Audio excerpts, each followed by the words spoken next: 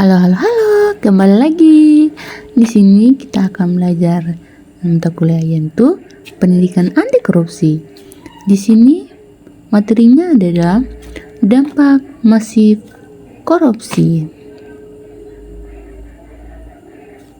Nah, berikutnya dampak korupsi itu apa sih? Ada yang tahu? Atau belum ada yang tahu? Nah, mari kita lihat penjelasannya bersama-sama. Pengertian dampak korupsi. Korupsi tidak hanya berdampak terhadap satu aspek kehidupan saja. Korupsi menimbulkan efek domino yang meluas terhadap ekosistem bangsa dan negara. Meluasnya praktis korupsi di suatu negara akan memperburuk kondisi ekonomi bangsa. Misalnya, harga barang menjadi mahal dengan kualitas yang buruk, akses rakyat terhadap pendidikan dan kesehatan menjadi sulit, keamanan suatu negara terancam, kerusakan lingkungan hidup, dan citra pemerintah yang buruk di mata internasional, sehingga mengoyangkan sendi-sendi kepercayaan pemilik modal asing, krisis ekonomi yang berkepanjangan, dan negara pun menjadi semakin terperosok dalam kemiskinan.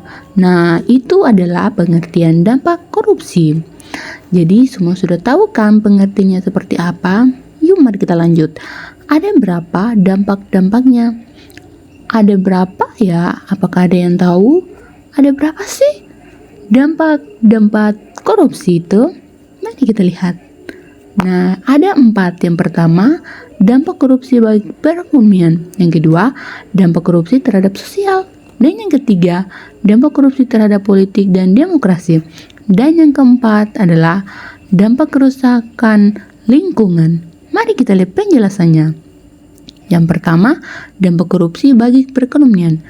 Korupsi memiliki berbagai efek penghancuran yang hebat terhadap berbagai sisi kehidupan bangsa dan negara, khususnya dalam sisi ekonomi sebagai pendorong utama kesejahteraan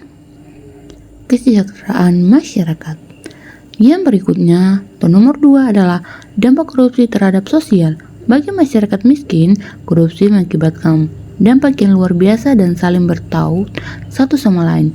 Pertama, dampaknya langsung yang dirasakan oleh orang miskin, yakni semakin mahalnya jasa berbagai pelayanan publik, rendahnya kualitas pelayanan, dan pembatasan akses terhadap berbagai pelayanan vital seperti kesehatan dan pendidikan. Jadi seperti begitu ya. Oke, baik, selanjutnya adalah dampak korupsi terhadap pendidikan. Korupsi di bidang pendidikan mengancam kesejahteraan masyarakat karena mengikis kepercayaan sosial dan memperburuk ketidakkesejahteraan. Berikutnya adalah dampak korupsi terhadap politik dan demokrasi.